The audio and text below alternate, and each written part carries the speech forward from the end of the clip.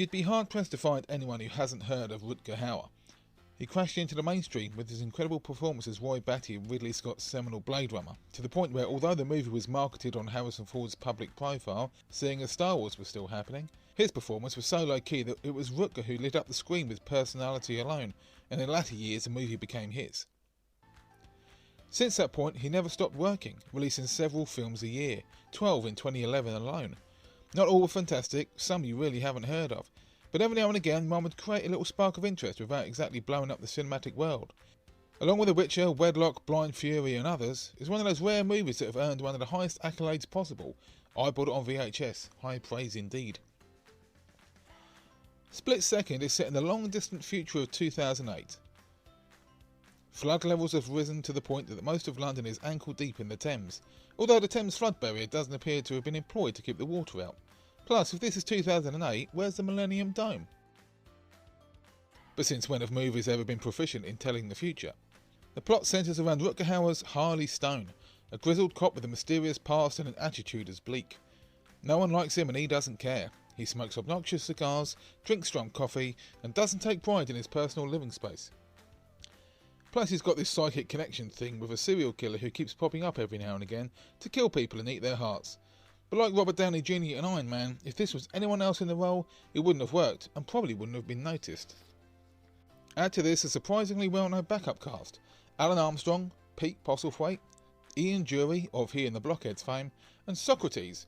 Michael J. Pollard even pops up for a cameo. But the unsung hero of the movie is Neil Duncan, now known as Alistair Duncan, his real name. Not exactly a household name in the US, although Buffy fans might recognise him. But for everyone else, you've probably heard his voice more than you've seen his face. Mimir? You there? Yes. Good. Oh. Hello, Freya. Been a long time. It's his interactions with Rutger that make this genuinely a better buddy cop movie than something like Rush Hour or even Red Heat, just as random examples.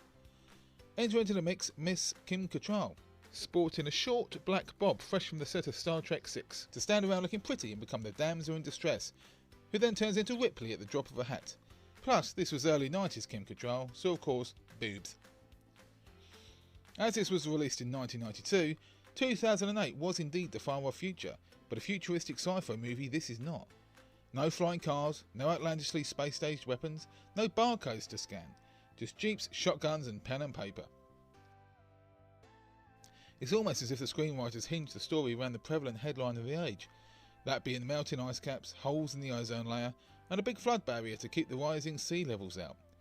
Because of this, the film still feels current for its time, and genuinely could be released today, as it doesn't use the name timeline to show off a bunch of special effects it couldn't afford, as it probably blew the budget on Rutger, Kim, and the giant GIMP costume that's only sporadically seen for most of the movie, probably to heighten the tension, but more likely to keep it off camera for as long as possible to avoid over comparisons to aliens. Speaking of which, the big bad is a cross between a xenomorph and Extro. 8 feet tall and into the kinky stuff, it's also insinuated it may or may not be Satan himself. Scorpio is the sign most susceptible to the powers of darkness. To Scorpio, the idea of being joined with a supernatural being is of the utmost importance, and the most powerful supernatural being, Satan. What are you on about? When chaos reigns, then will the fallen angel prevail. What the fuck is he talking about? Look around! The world's in chaos. I don't believe this shit. He's eating human hearts, for Christ's sake. How do you know? We had lunch with him. It also has cumbersome Edward Scissorhand fingers, but is also dexterous enough to not only pull the trigger on a shotgun,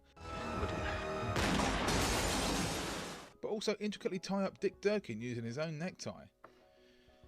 Sadly, despite all this on-surface promise, the movie, like several creature features before it, falls apart slightly when it cuts to the chase, and the genuinely interesting premise just descends into fast cuts and squibs. The finale, like similar movies at the time, just turns into guns aplenty with Neil and Kim blowing the crap out of everything, Rutger stealing a kiss at the worst possible time, and then despite everything we know about the beast, just plain old walking up to it and casually pulling out its heart. Nice. So, lots of blood, a touch of body horror, claustrophobic settings, a sterling supporting cast and genuinely likeable characters make this one to look out for. Just don't spend too much for the privilege.